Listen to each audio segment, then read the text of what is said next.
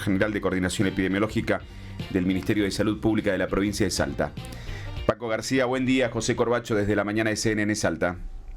¿Qué tal? ¿Cómo te va, José? Saludos para vos, para tu audiencia. ¿Cómo andan? Muy bien, gracias por atendernos. Aquí, Yani, con esta duda, si pasó o no el pico de dengue. ¿En qué situación estamos con dengue en la provincia? ¿Cómo Sí. te va, Yani? Hola, Paco, querido, ¿todo bien? Ya le conté por privado que estuve con dengue. Claro. Yo no lo quería decir al aire, ya lo dijiste vos, bueno, Sí. entonces ya pasamos. Ya estamos. Bueno, estamos en el pico máximo quizás haya sido la semana pasada, hasta ahora lo que más se notificó, pero tengamos en cuenta que estamos viendo todos los casos que consultaron en el fin de semana largo de la Semana Santa, Claro. que realmente ese fue, digamos, el mayor pico de consulta, con casi 3.000 consultas de pacientes en todos los consultorios de feriles que hubo en Salta Capital, porque digamos, la mayor cantidad de casos que se estaban presentando en este último tiempo fueron en Salta Capital y el área metropolitana.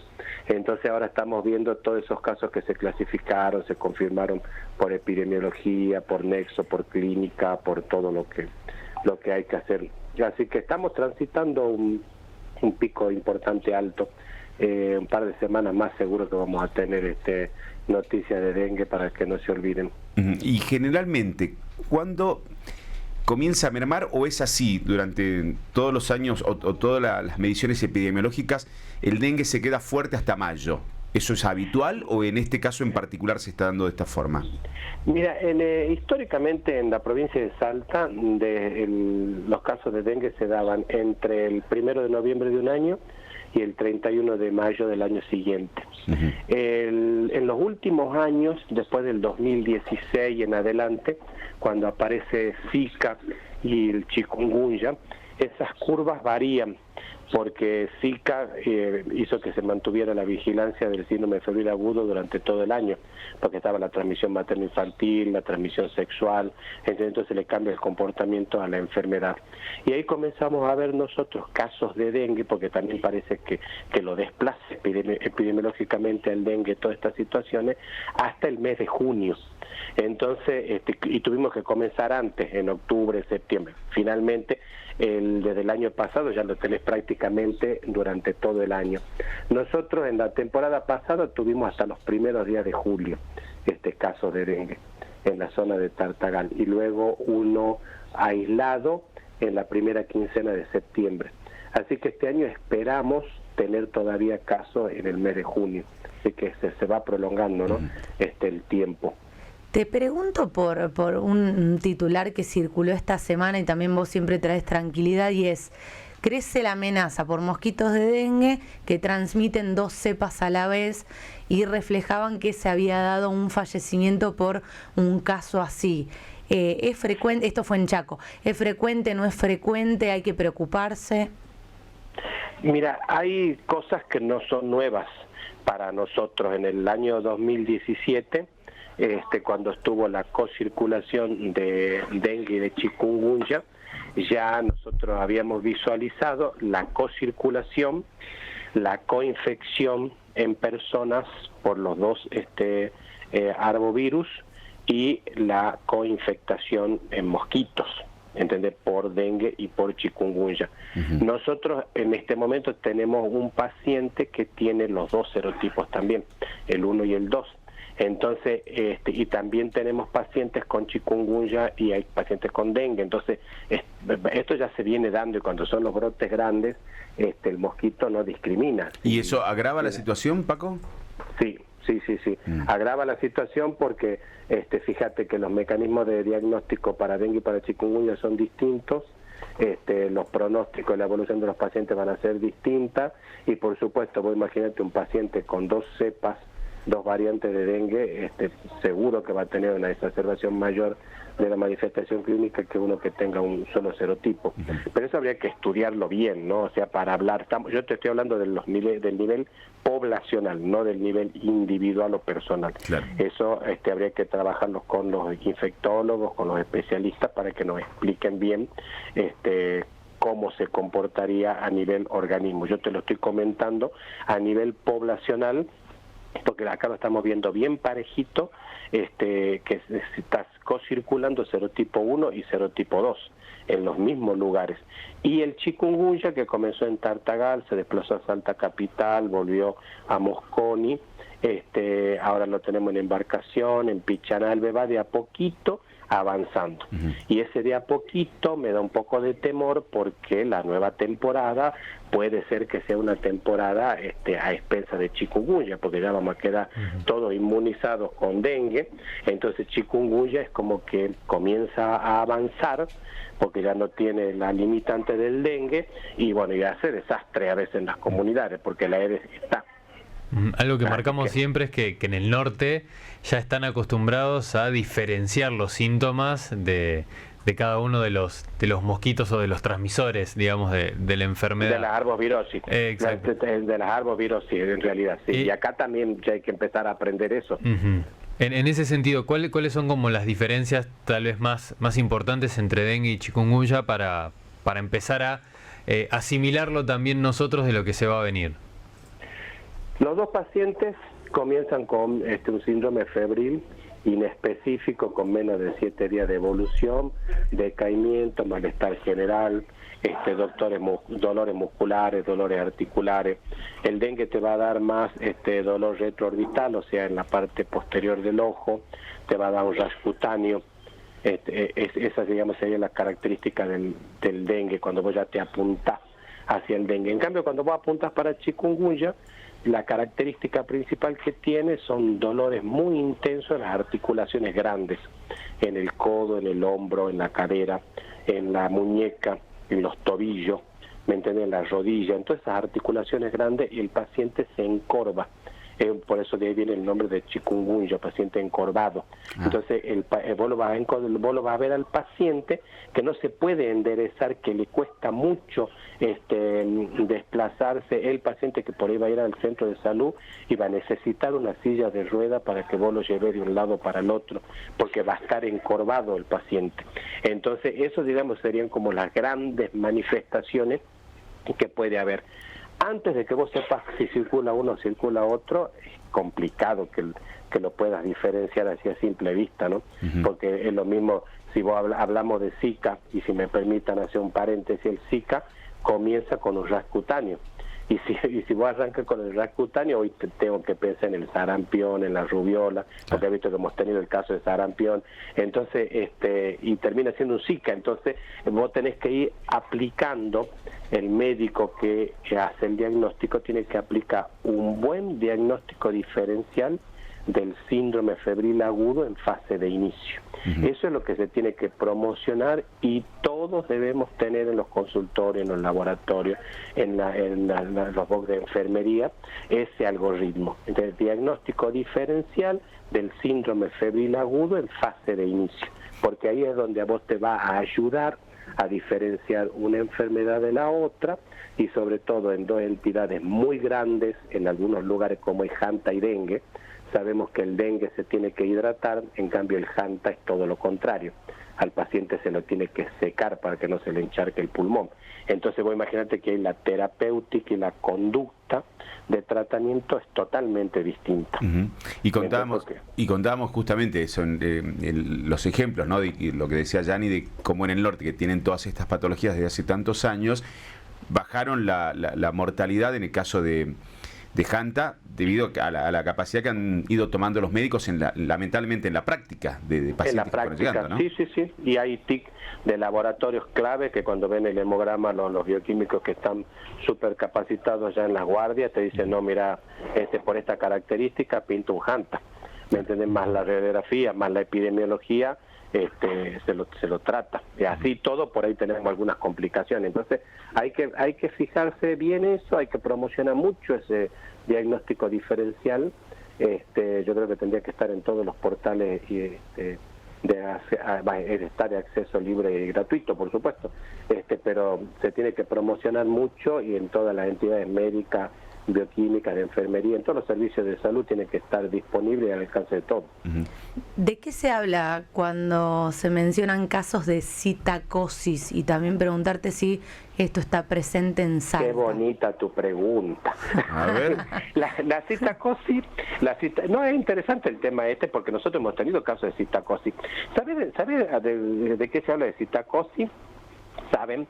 De loros, ¿sí? Y de la clamidia citasi, que produce una neumonía típica. ¿Sabes dónde están los brotes típicos del loro? Por ejemplo, cuando los escuadrones de gendarmería incautan cargamentos de loro, ha visto que lo están transportando en forma clandestina, o en las ventas, en las veterinarias, esas ventas clandestinas del loro. Ahí se habla de citacosis, porque el loro normalmente tiene clamidia citasi y anda volando libremente y es feliz, hasta lo podés tener en el aro en tu casa, en el patio de la casa, y hay muchos loros que se llaman Paco, Pepe y José, ¿no? O sea, que son nuestros nombres. Pero en esas condiciones el loro no te va a hacer nada. El loro, cuando está en una situación de estrés, se estresa tanto que comienza a liberar esas clamidias. Entonces uno las aspira y termina dándote una neumonía atípica, que se conoce comúnmente como citacosis. Entonces, estos brotes suceden cuando, por ejemplo, los grupos de gendarmería incautan esos loros, los llevan a la dependencia donde están incautados, y el loro está estresado porque están todos enjaulados, y entonces están ahí los gendarmes a la vuelta y por lo general van a aspirar eso y se van a enfermar. Claro, acá aumentó ahora, justo estamos... Claro, aumentó con un brote a nivel Argentina, porque en Salta no hemos tenido esa situación, porque nosotros también participamos de la encuesta, una encuesta sobre neumonías atípicas que se estaban presentando en el sistema de notificación nacional. Entonces se hizo una asociación que la mayoría de esas neumonías típicas estaban asociadas a citacosis, porque ojo que también podían estar asociadas a COVID o alguna variante de influenza, y tengan en cuenta que también hemos tenido la de la gripe aviar. Entonces esta neumonía típica la tenemos que vigilar para saber el por qué. Y esta ha sido asociada a la citacosis. Acá hace un par de años ya que no tenemos citacosis, pero sí tenemos, por lo general están asociadas a estas situaciones que yo te acabo de contar, a alguna veterinaria que vende un loro clandestino, y te lo compran y se enferma la persona que lo compra porque lo traen del campo, loro estresado, con clamidia citasi. Ese es el circuito que sucede en el ciclo de contagio de la citacosis, uno de los tantos, ¿no? La última, ya empezaron a aparecer los primeros casos relacionados con la época del año, pero también volvemos a esto de la automedicación, y como ya sabemos que hay una alta demanda en las guardias, o como nos ocurre a veces cuando tenemos familiares en el interior de la provincia. Yo le contaba a los chicos, mi hijo en Orán llega el sábado comienza con cuadro febril. Las clínicas no tienen guardias pediátricas, caes en el sistema público indefectiblemente, y los primeros días y paracetamol, pero comenzamos a confundir, porque al final tenía otra cuestión. ¿Cómo puede el papá determinar, sin llegar al sistema de salud, sin saturar el sistema de salud, cómo podemos hacer los padres en este tipo de circunstancias de un cuadro febril entre dengue, chikungunya y las enfermedades propias de la época? Y es complicado porque a nivel padre podemos cometer muchos errores con el autodiagnóstico, la automedicación. Claro. O sea, nosotros lo que tenemos que manejar es saber qué epidemiología tiene, de dónde viene y qué está circulando. Porque en este momento, justamente con esto, si bien no tenemos casos de salmonela de importancia, porque son extremadamente muy aislados los casos que estamos teniendo, por suerte, pero sí hay circulación de influenza A, y sobre todo en el norte, en la zona de Salvador Massa. Si bien Salvador Massa este año no tiene dengue, pero sí tiene influenza. Entonces, lo más seguro que en el norte estén circulando algunos virus respiratorios, y si los niños son muy chiquitos y comienzan con una fiebre y un rasgo cutáneo, pensaría en sarampión, porque Bolivia está también con alguna situación de emergencia por sarampión. Y también está con brotes de influenza. Bolivia está con brotes de influenza. Entonces, ahí tenemos que ver la epidemiología y ver qué circula y de qué se enferma la gente.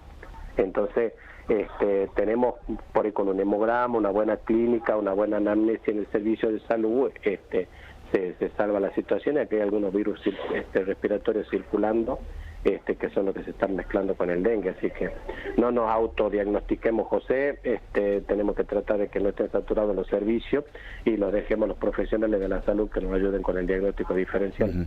Justo que mencionabas el sarampión en Bolivia, ¿hay algún tipo de control extra al ingreso al país teniendo en cuenta esa realidad de salud en el país vecino? No, fíjate que nosotros no tenemos la vacuna del sarampión como obligatoria en sanidad de frontera. No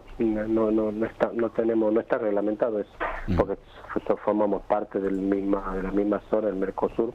En la semana pasada yo participé en un simposio con Tarija, que bueno, le hablamos nosotros de la experiencia nuestra, tanto de inmunización como diagnóstico, trabajamos mucho con ellos, realmente están muy preocupados porque bueno, es una situación que se presenta cada tanto, y somos países limítrofes, tenemos localidades espejo, y bueno, sí o sí hay que trabajar epidemiológicamente en conjunto, ¿no? Porque la gente se desplaza de un lugar al otro. Francisco García Campos, gracias por este tiempo como siempre. Un abrazo. Bueno, muchas gracias, chicos, que tengan un buen fin de semana. Que tengas buen fin de semana también. El responsable de epidemiología contándonos algunos detalles de lo que tiene que ver con tiempos de dengue, chikungunya, de las enfermedades propias de la época del año, y además la recomendación básicamente de no tomar decisiones de adultos de manera irresponsable, aunque tengamos que esperar algunas horas en una guardia del sistema de salud público, porque todos están saturados o han estado saturados en las últimas semanas con el tema dengue especialmente. La decisión de caer en la propia decisión de no, bueno, yo creo que esa tos es típica de tal cosa. No, yo por lo que veo tus ojos, no, para mí es tal cosa, digamos. Yo tenemos esa enorme, ¿viste? claro. Dicen, yo que tuve te puedo decir que no va por ahí, viste que hay tantas variedades de Marche Cura Plus. distintas cosas, no. Te sentís, no, eso entonces no es. Y también pasa mucho eso es que COVID de nuevo, ¿viste? No. Claro. No de nuevo. No. Que por ahí hay muchos que dicen, no quiero estar 3 horas en una guardia donde por ahí me pesco otra cosa. También pasa eso, ¿viste? Pero bueno, la otra vez hablábamos de esta posibilidad también de hacer videollamadas, si tenés la oportunidad, con algún tipo de obra social prepaga, claro, lo que pasa con médico, es que pero sigue siendo, no es lo mismo que el cara a cara. Claro, lo particular es que justamente a veces uno elige o puede elegir aún sin tener una obra social o prepaga, elegía en una emergencia alguna clínica cercana porque sabías que iba a haber menos pacientes que en la guardia de un hospital público. Sin embargo, como estuvo todo desbordado, todo saturado, tomabas la primera decisión que considerabas que era la mejor opción, y no termina siendo la mejor opción la automedicación, mucho menos la medicación a los chicos, digamos. Hacerte el doctor en medio de una situación no es lo más recomendable. 8:33 en la Argentina, la mañana de CNN Salta.